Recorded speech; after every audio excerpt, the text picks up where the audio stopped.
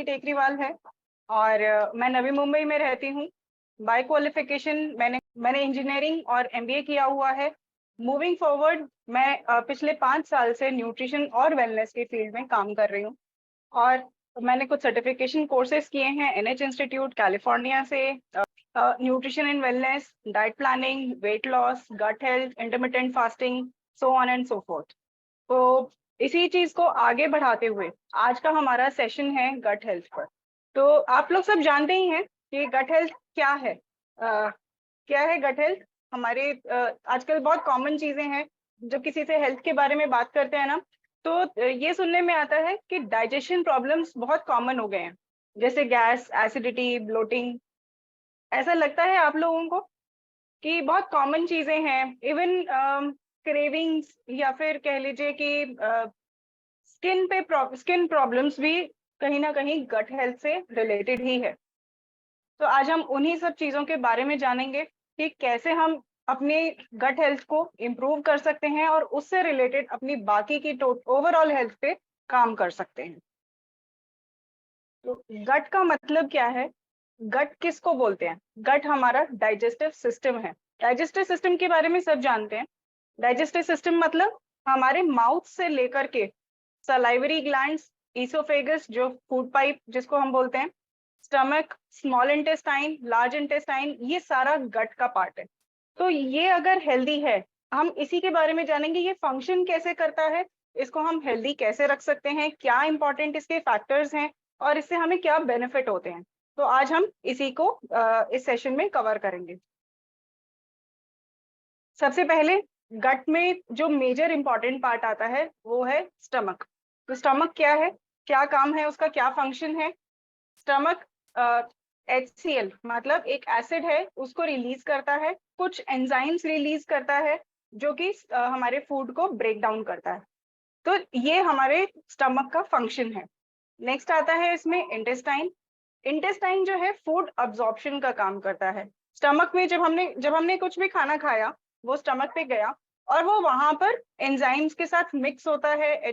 जो एसिड है, acid create होता है, उसके साथ मिक्सअप होता है जो डाइजेस्टिव जूसेस है, और वहां पर वो चर्न अप होता है। बेसिकली एक मिक्सर ग्राइंडर का काम करता है स्टमक, जो उसको चर्न करता है। स्मॉल इंटेस्टाइन में जब वो खाना आता है, वो उसको डाइजेशन और उसके न्यूट्रिशन को अब्सॉर्ब करने का काम करता है।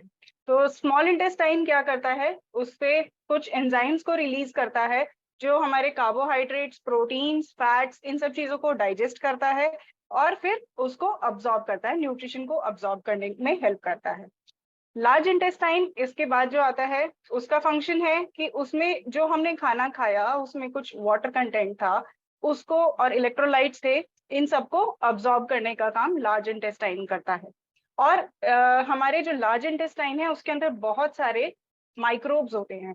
ट्रिलियंस ऑफ माइक्रो ऑर्गेनिजम्स होते हैं। वो माइक्रो ऑर्गेनिजम्स क्या हो सकते हैं? Bacteria, viruses, fungi.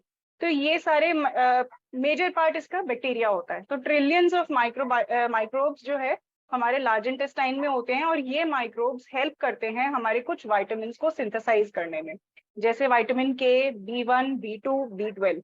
इस तरह के जो हमारे विटामिन हैं, इनको सिंथेसाइज करने में लार्ज इंटेस्टाइन हेल्प करता है और ये फूड को डाइजेस्ट करता है और इसी न्यूट्रिशन को पूरी बॉडी में सर्कुलेट कर करके जहां पर हमें जरूरत होती है वहां पहुंचाता है। ठीक है, तो नेक्स्ट चीजें आती हैं कि गट के इंटरेस्टिंग फैक्ट्स। कुछ हम जानते हैं कि क्या इंटरेस्टिंग फैक्ट्स हो सकते हैं, जैसे गट जो है उसके अंदर बहुत सारे न्यूरॉन्स हैं। इनफैक्ट हम ये बात करते हैं कि जो हमारा ब्रेन है वो पूरा न्यूरॉन्स का बना हुआ है, बट ब्रेन में और स्पाइनल कॉर्ड में जितने न्यूरॉन्स होते हैं उससे कहीं ज्यादा न्यूरॉन्स हमारे गट में होते हैं। तो गट जो है वो एक सेकेंड ब्रेन का काम करता है, क्योंकि वो हमारे मूड को भी रेगुलेट करता है, बहुत सारे फंक्शंस को रेगुलेट करता है। तो ब्रेन से सेकेंड ब्रेन जो है वो गट है। और क्योंकि इसमें इतने सारे न्यूरॉन्स हैं तो इसको हम एंटेरिक नर्वस सिस्टम भी बोलते हैं। और जैसे हमने अभी देखा कि पिछले स्लाइड में कि बहुत सारे जो है न्यूट्रिशन जो है वो अब्सॉर्ब होता है या वहां से चीजें निकल के आती हैं, जो डाइजेस्टिव जूसेस है, न्यूट्रिएंट्स हैं, वो अब्सॉर्ब होते हैं। तो वो जो इम्यून सिस्टम है, 70% ऑफ इम्यून सिस्टम जो है वो गट से रिलेटेड है। हमारे गट में सिचुएटेड है।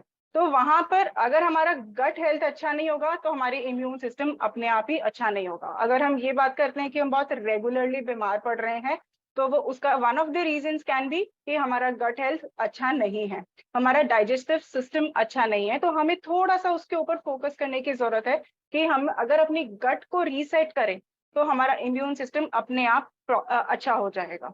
जैसे हमने बात करी कि बहुत सारे वाइटामिन भी रिलीज करता है या सिंथेसाइज करती है हमारी बॉडी गट में जाकर के, उसी तरह से कुछ हॉर्मोन्स भी रिलीज करती है।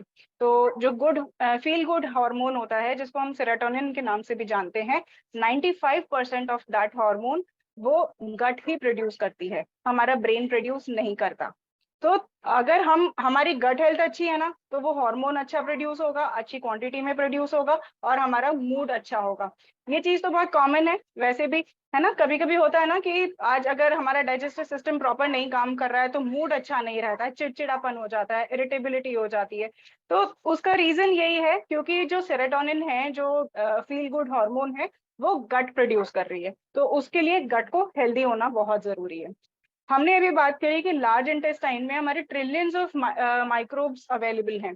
तो जो गुड बैक्टीरिया है वो कितना है, हमारी बॉडी में जितने ह्यूमन सेल्स है ना, उससे कहीं ज्यादा, मतलब 10 टाइम्स ज्यादा उसमें गुड बैक्टीरिया है। Again there is a ratio, हमेशा जब भी माइक्रोब्स की बात होगी तो वहां पर गुड बैक्टीरिया भी होंगे, बैड बैक्टीरिया भी होंगे। तो there is a ratio of good bacteria और बैड बैक्टीरिया, है ना। तो 85% गुड बैक्टीरिया है तो वहां पर 15% बैड बैक्टीरिया भी है। ये एक ऑप्टिमम रेशियो है, हमें इसको मेंटेन करना है। जहां पर बैड बैक्टीरिया की क्वांटिटी ज्यादा हो जाती है वहीं पर ही हमारा सिस्टम खराब होने लगता है। तो हमें अगर अपने गट को हेल्दी रखना है ना, तो हमें क्या करना है, अपने गुड बैक्टीरिया की क्वांटिटी को इंक्रीज करना है। उसके नंबर्स को जब हम इंक्रीज करेंगे तो हमारी गट अपने आप ही हेल्दी हो जाएगी। तो इसी को ही हम आगे बढ़ाते हुए जरा समझते हैं कि जो माइक्रो ऑर्गेनिजम्स हैं वो क्या हैं और वो क्या करते हैं, है ना। तो अभी हमने बात करी कि ट्रिलियंस ऑफ माइक्रो ऑर्गेनिजम्स हमारे गट में रहते हैं, और सिम्बायोटिक रिलेशन है गट और माइक्रोबायोम में। किस तरह से, अगर माइक्रोबायोम हेल्दी है, मतलब हमारे गुड बैक्टीरिया अच्छा है, तो हमारी गट हेल्थ बहुत अच्छी है। अगेन अगर हमारी गट हेल्थ बहुत अच्छी है तो जो माइक्रोब्स हैं उनकी क्वांटिटी अच्छी होगी, और अच्छे हॉर्मोन्स रिलीज होंगे, हमारा डाइजेस्टिव सिस्टम अच्छा होगा, और हमारी इम्यूनिटी अच्छी होगी। तो जो हमारा सेकंड इम्यून सिस्टम है ना, वो गट है। फर्स्ट इम्यून सिस्टम या फर्स्ट डिफेंस जो है वो हमारा स्किन आता है, सेकंड इम्यून सिस्टम और जो है वो हमारा गट है। तो गट का रोल क्या है, या गट के अंदर जो माइक्रोब्स हैं उनका रोल क्या है, वो कॉम्प्लेक्स कार्बोहाइड्रेट्स जैसे फाइबर हो गया, मतलब हमारे जो खाने में फाइबर होता है उसको ब्रेक डाउन करने में हेल्प करता है।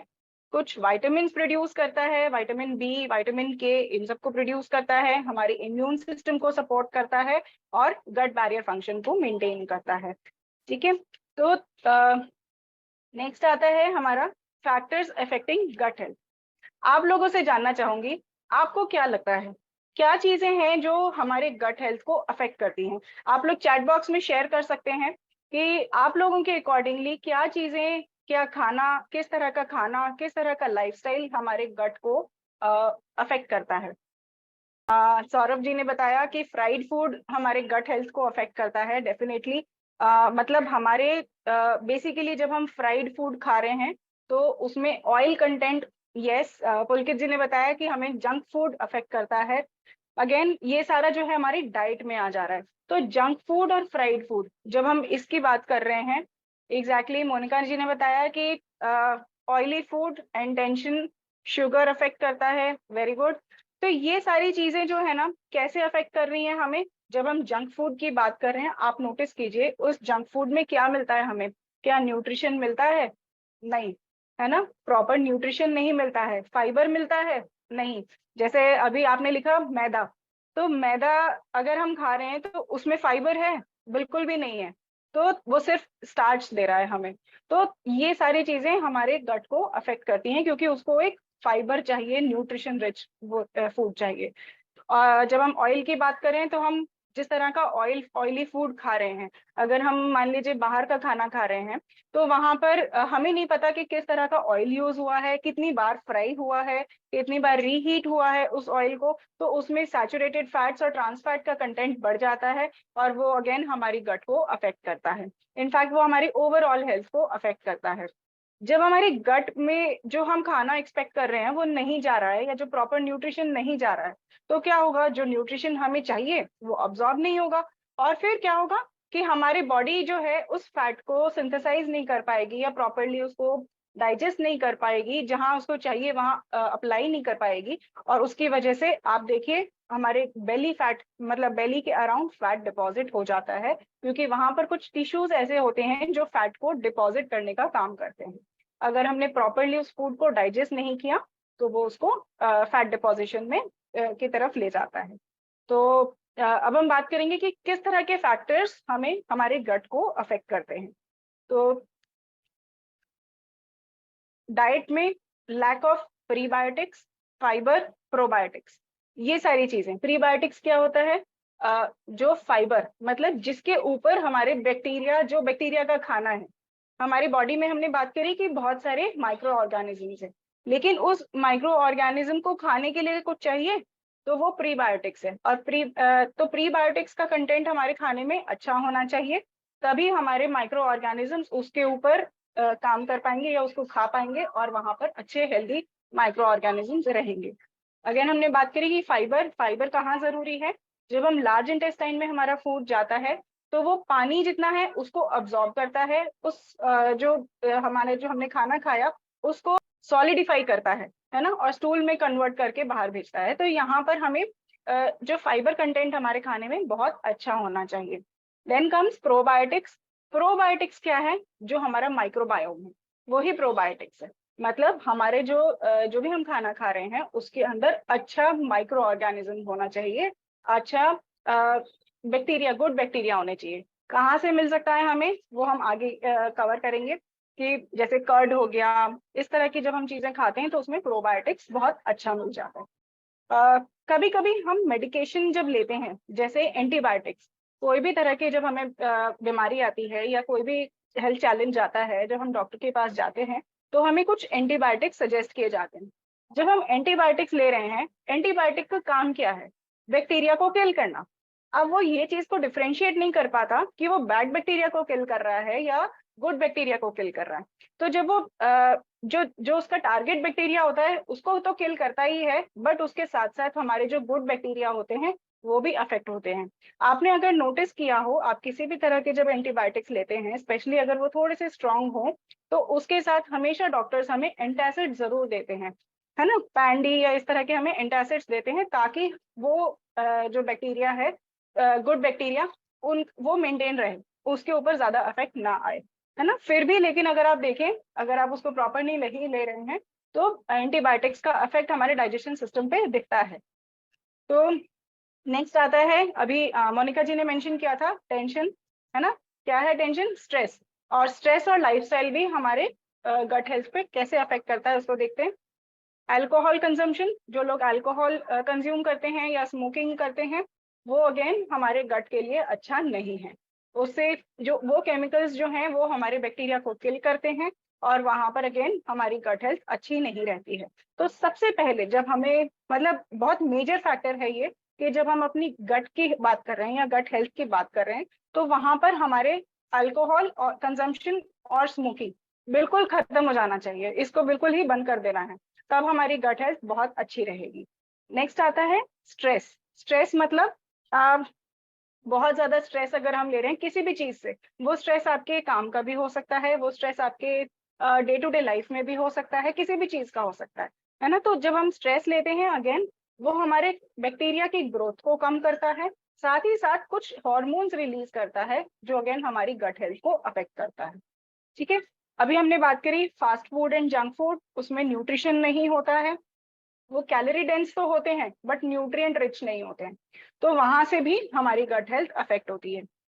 लैक ऑफ स्लीप, एक स्टडी, एक रिसर्च से ये पता चला है कि कम से कम 6 घंटा हमें जो है प्रॉपर स्लीप लेनी चाहिए।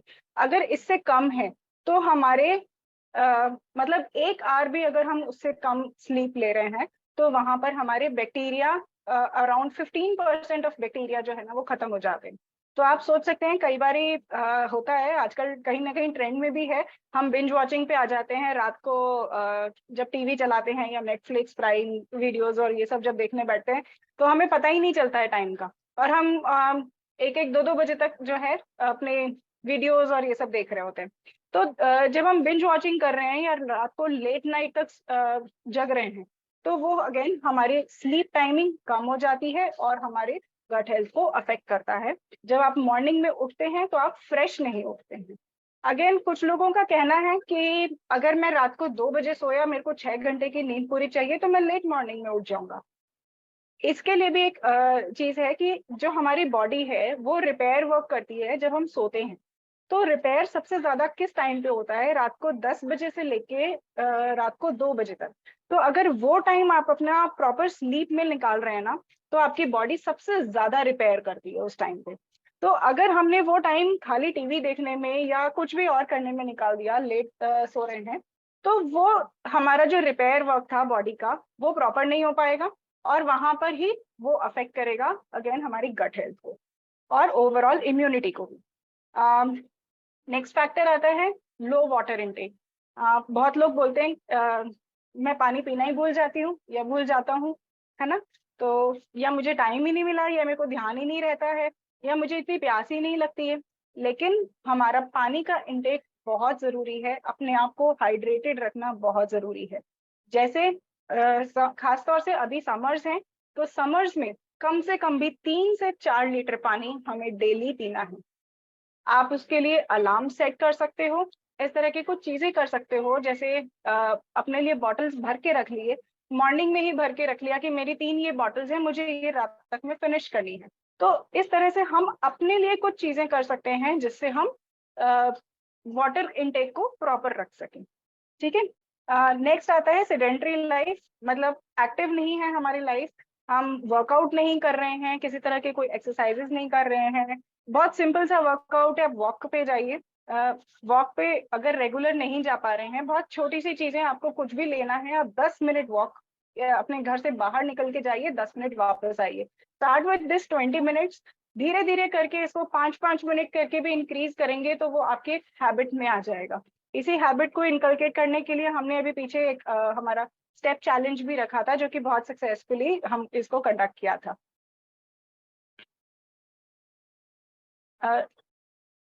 नेक्स्ट है साइंस ऑफ कॉम्प्रोमाइज्ड गट। ये सारे तो फैक्टर्स थे, अभी जो हमने लास्ट स्लाइड में देखा वो सब था कि क्या क्या फैक्टर्स हमें अफेक्ट करते हैं, बट किस तरह से वो अफेक्ट करते हैं या क्या हमारे सिम्टम्स हो सकते हैं जिससे हमें पता चले कि ये हमारी गट जो है वो प्रॉपर नहीं है। जैसे डाइजेस्ट सबसे कॉमन है, डाइजेस्टिव इश्यूज, जैसे ब्लोटिंग, गैस, हम डायरिया, कॉन्स्टिपेशन, ये सारी चीजें डाइजेस्टिव इश्यूज में आ जाती हैं। जो सबसे पहला सिम्टम है, अगर हमें इसमें से कुछ भी फील हो रहा है, जैसे खाना खाया उसके बाद ब्लोटिंग हो जाती है या गैस फॉर्म होने लगती है, एसिडिटी होती है ना, या फिर डायरिया हो जाता है या कॉन्स्टिपेशन हो जाता है, ये सारे जो है डाइजेस्टिव इश्यूज हैं, इसका मतलब है हमारी गट प्रॉपरली काम नहीं कर रही है। One of the most common, जो नेक्स्ट कॉमन जो डाइजेस्टिव इशू है वो है, या कॉम्प्रोमाइज्ड गट के साइंस है, फूड इंटॉलरेंस।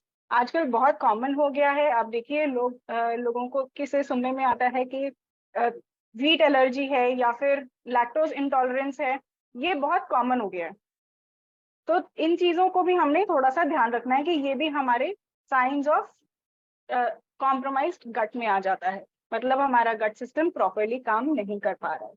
फिर आता है फटीग या मूड डिसऑर्डर्स। हम बहुत ज्यादा फील करते हैं कि बहुत स्ट्रेस्ड है या फिर बहुत लो फील करते हैं, है ना, मूड ऐसा बहुत हैप्पी फील नहीं होता है, तो वहां पर भी, या फिर मूड स्विंग्स आते हैं, ये सारे भी गट हेल्थ का ही पार्ट है। कि हमने अभी पिछले स्लाइड्स में देखा कि 95% ऑफ सेरोटोनिन जो है फील गुड हार्मोन, वो हमारी गट रिलीज करती है। तो अगर हमारा मूड खराब है, इसका मतलब सीधा सा यही है कि हमारी गट हेल्थ प्रॉपर नहीं है।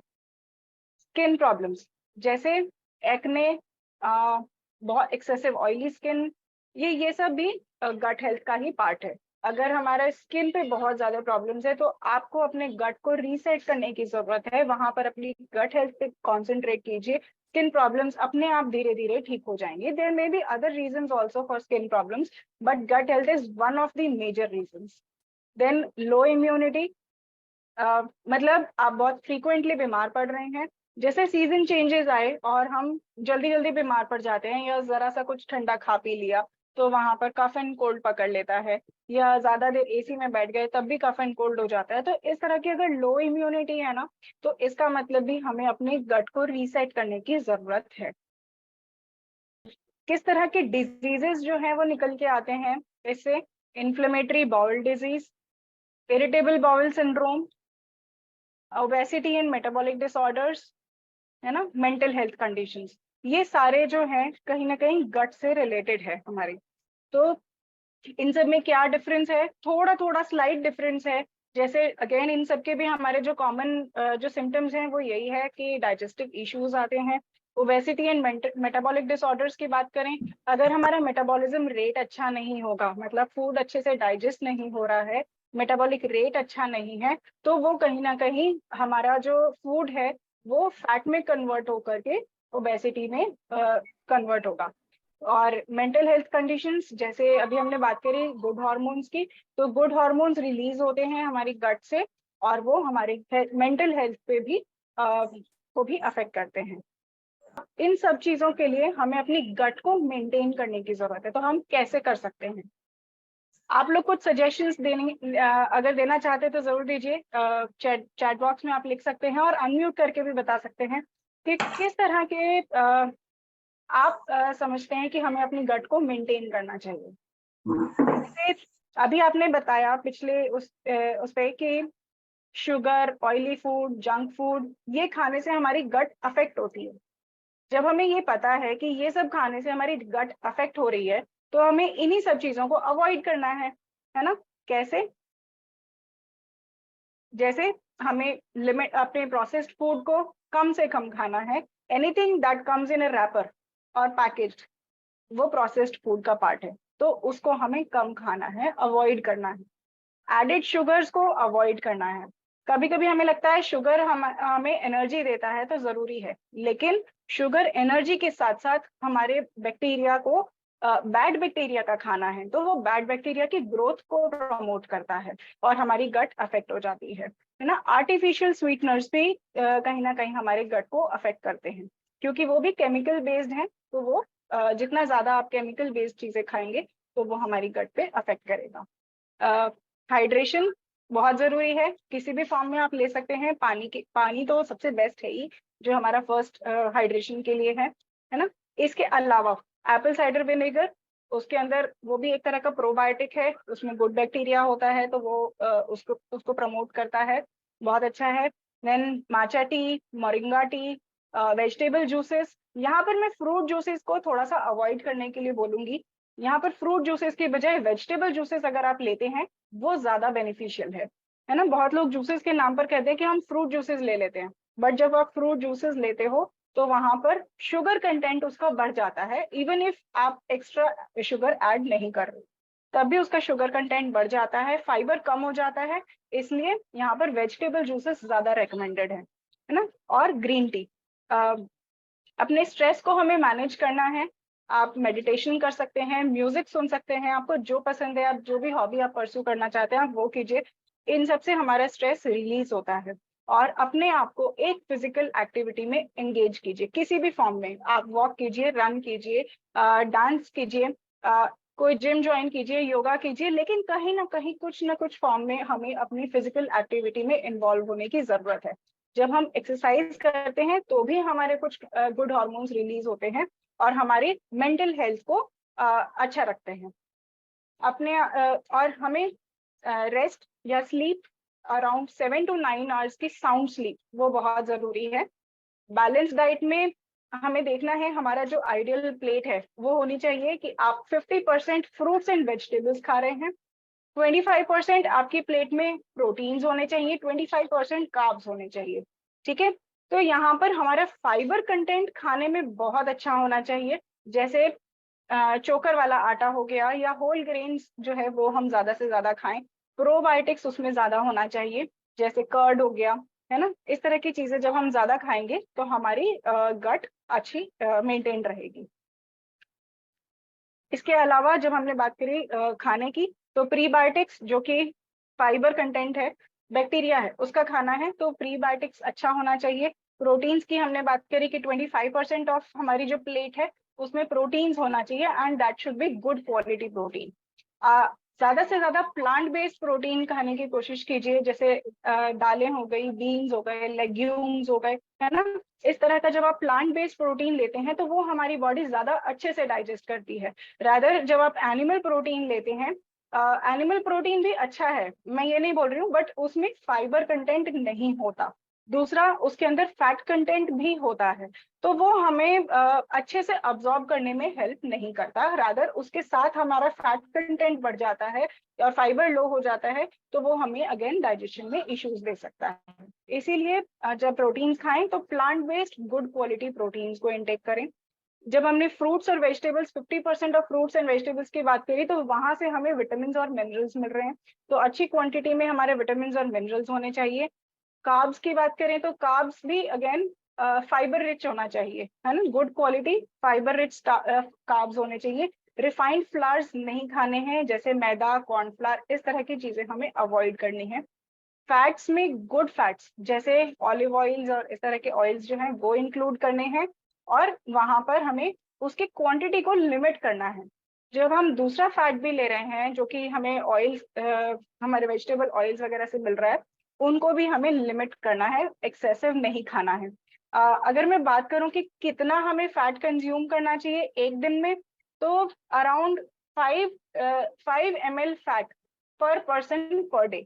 आप समझ लीजिए इतना में हमारा सब्जी में भी पड़ जाएगा, अगर आप रोटी पराठा खा रहे हैं तो उसके ऊपर भी पड़ जाएगा, है ना। सीड्स ले रहे हैं, वॉलनट्स ले रहे हैं, उससे भी कंज्यूम हो जाएगा, तो आपको उतना ही लेना है।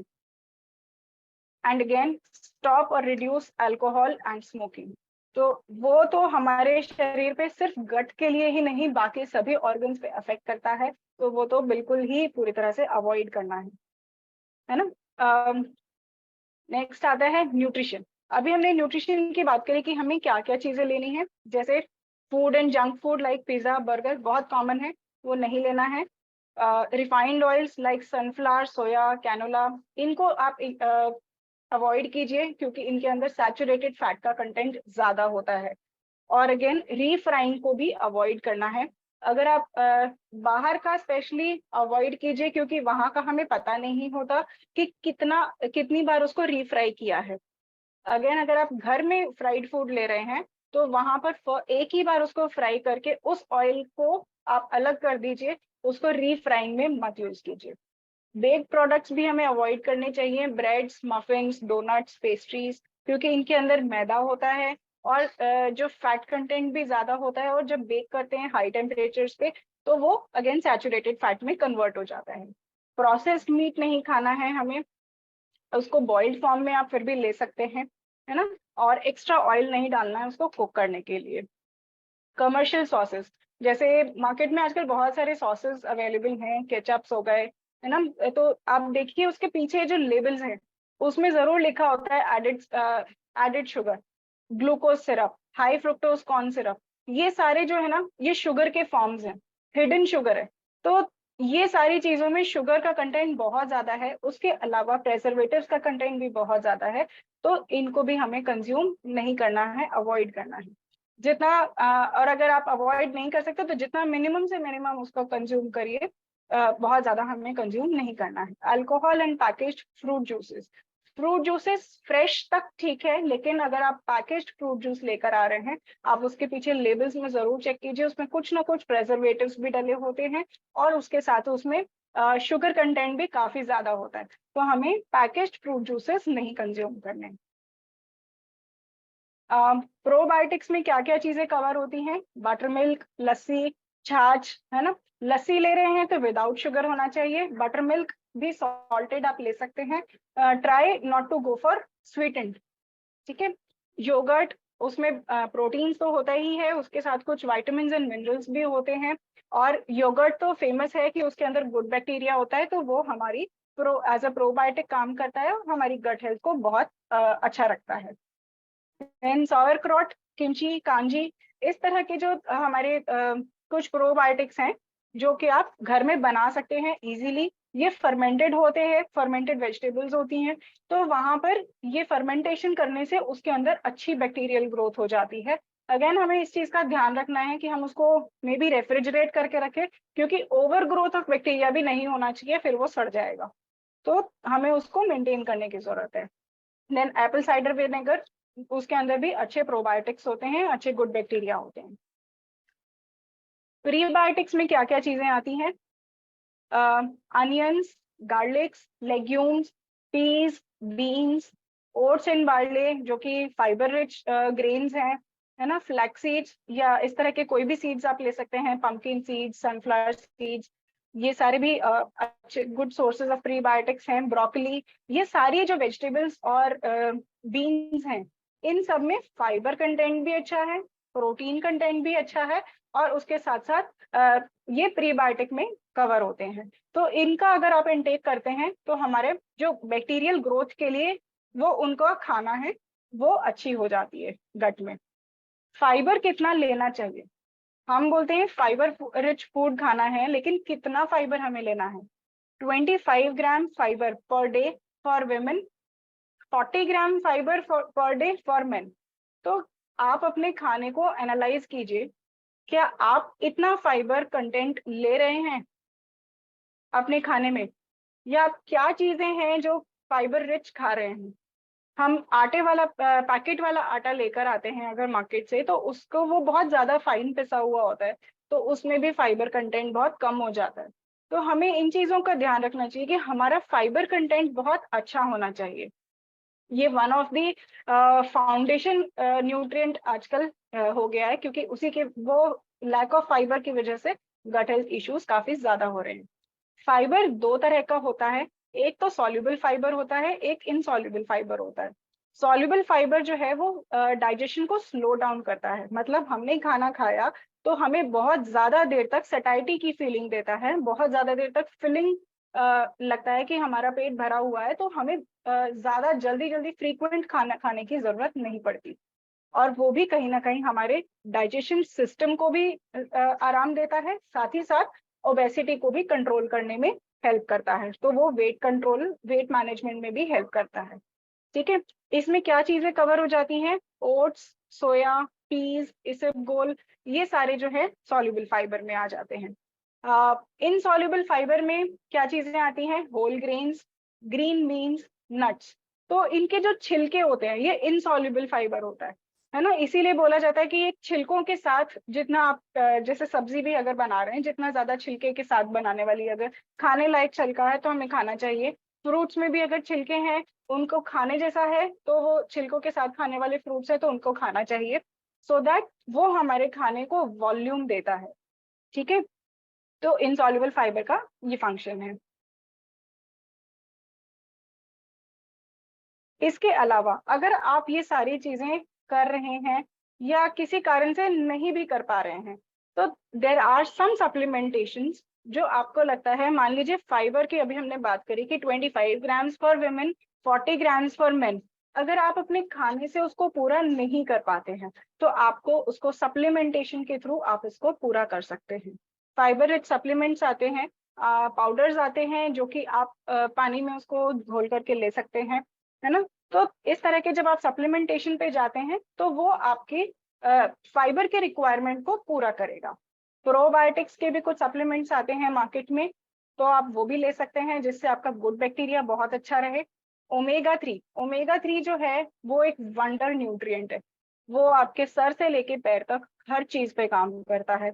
ब्रेन और हार्ट के लिए तो अच्छा है ही, इसके अलावा वो गट हेल्थ के लिए भी बहुत अच्छा है। तो ओमेगा 3 बेसिकली है क्या? वो फैटी एसिड्स हैं, जो गुड फैटी एसिड्स हैं। तो ये हमारे जब हमने फैट की बात करी, जैसे हम सीड्स ले रहे हैं या फ्लैक्स सीड्स ले रहे हैं, वहां से हमें ओमेगा 3 मिल रहा है। ठीक है, वॉलनट्स हो गए, they are rich sources of omega 3। तो यहाँ से हमें ओमेगा 3 मिल रहा है और ये हमारी ओवरऑल हेल्थ पे बहुत ही अच्छा अफेक्ट डालते हैं। ठीक है। देन आता है त्रिफला। त्रिफला क्या करता है, त्रिफला में 3 फ्रूट्स का पाउडर होता है या मिक्स होता है, जैसे आंवलाकी, विबिताकी और हरिताकी। तो ये 3 फ्रूट्स हैं, इनको सुखा करके इसका पाउडर बनाया जाता है। कहीं कई बारी टैबलेट फॉर्म में भी त्रिफला मिलता है और कई जगह पर चूर्ण फॉर्म में भी त्रिफला का मिलता है। तो जब आप इसको लेते हैं, ये भी हमारी डाइजेशन सिस्टम को अच्छा करता है। वो बोलते हैं ना कि वो पेट ठंडा करने का काम करता है, तो उसको कूलिंग इफेक्ट देता है और हमारे गट हेल्थ के लिए बहुत अच्छा है। बी वाइटामिन, इसमें विटामिन B1, B2, B6 और B12, ये मेजर इंपॉर्टेंट जो बी वाइटामिन हैं, ये हमारे डाइजेशन सिस्टम के लिए अच्छे हैं। हमारे अभी हमने पिछले की स्लाइड्स में देखा कि लार्ज इंटेस्टाइन में जो माइक्रोब्स हैं, वो बी वाइटामिन को सिंथेसाइज करने में हेल्प करते हैं। लेकिन अगर हमारी बॉडी में गुड माइक्रोब्स ज्यादा अच्छे होंगे ही नहीं, तो वो बी वाइटामिन को रिलीज नहीं करेगा, और बी वाइटामिन रिलीज नहीं होंगे तो हमें बाहर से सप्लीमेंटेशन के थ्रू उसको लेना पड़ेगा। जब आप सप्लीमेंटेशन के थ्रू उसको लेते हैं, आपकी गट हेल्थ भी अच्छी रहेगी। साथ ही साथ ये बी वाइटामिन जो हैं, ये आपकी ओवरऑल बॉडी पे भी बहुत ही अच्छा काम करते हैं। जैसे B12 है, वो नर्वस सिस्टम के लिए बहुत ही इंपॉर्टेंट है। नेक्स्ट आता है हमारा वाई टू हील। हमें क्यों हील करना है? Improve digestion and nutrient absorption. अगर हमारी गट हेल्थ अच्छी होगी, जितना भी हमने खाना खाया है उसका डाइजेशन प्रॉपर होगा और न्यूट्रिएंट्स को अब्जॉर्ब प्रॉपर करेगा। हमारा इम्यून फंक्शन एनहांस होगा, मूड अच्छा रहेगा, मेंटल हेल्थ बहुत अच्छा रहेगा, है ना। ब्रेन को प्रोटेक्ट करता है हार्मफुल इफेक्ट्स से, स्ट्रेस से। एनर्जी लेवल्स बहुत अच्छे रहेंगे। देन वेट लॉस में हेल्प करता है, क्योंकि जब फूड अच्छे से डाइजेस्ट होगा, अब्सॉर्ब होगा, तो वो डिपॉजिट्स में नहीं जाएगा, फैट डिपॉजिट्स पे नहीं जाएगा, है ना। गुड बैक्टीरिया अच्छा होगा तो हमारे नॉर्मल मेटाबॉलिक फंक्शन अच्छा होगा, एंड इंसुलिन रेजिस्टेंस नहीं होगी, है ना। इंसुलिन रेजिस्टेंस क्या होता है? जब हमारा फूड डाइजेस्ट होता है सॉरी, जब कार्ब्स डाइजेस्ट होते हैं तो वो शुगर के फॉर्म में शुगर रिलीज होता है, शुगर में ब्रेक डाउन होता है। शुगर को डाइजेस्ट करने के लिए हमारी बॉडी इंसुलिन रिलीज करती है। लेकिन अगर हम फ्रीक्वेंटली शुगर रिलीज कर रहे हैं, तो बॉडी उतना ही फ्रीक्वेंटली इंसुलिन को रिलीज करती है, तो उसकी वजह से इंसुलिन रेजिस्टेंस आ जाता है। That leads to sometimes diabetes. तो इसलिए भी हमारा जो गुड बैक्टीरिया है वो ज्यादा अच्छा होना चाहिए, बैड बैक्टीरिया कम होना चाहिए। इम्यूनिटी, 70% ऑफ इम्यूनिटी जो है वो गट हेल्थ से आती है, और it helps in reduction of stress and anxiety symptoms. जैसे गुड फील गुड हार्मोन्स है वो रिलीज होते हैं, तो एंजाइटी नहीं होती है, स्ट्रेस नहीं होता है ना। It works both ways. ये दोनों जो है ना एक साथ काम करते हैं। स्ट्रेस होगा तो गट हेल्थ अच्छी नहीं होगी, है ना। और अगर गट हेल्थ अच्छी है तो हमारा स्ट्रेस नहीं होगा। तो वो दोनों चीजें दोनों तरफ से काम करती हैं, तो दोनों का मेंटेन करना जरूरी है। ऑक्सीडेटिव स्ट्रेस नहीं होगा, जैसे फ्री रेडिकल्स नहीं रिलीज होंगे ज्यादा।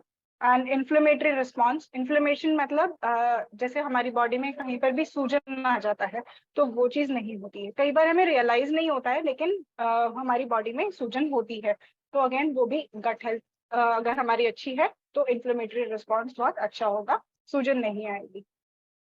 ठीक है। And last is improved metabolic system. So that's all from my side. Thank you everyone for joining. Thank you for watching my video. Don't forget to subscribe.